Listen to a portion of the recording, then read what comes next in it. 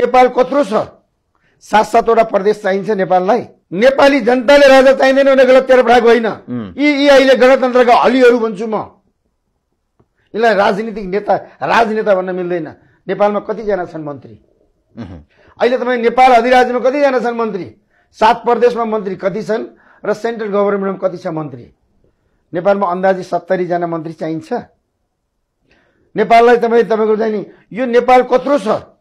7-7 वटा प्रदेश चाहिन्छ नेपाललाई नेपालको आर्थिक अवस्था के छ यहाँ के उद्योग कल कारखाना छन्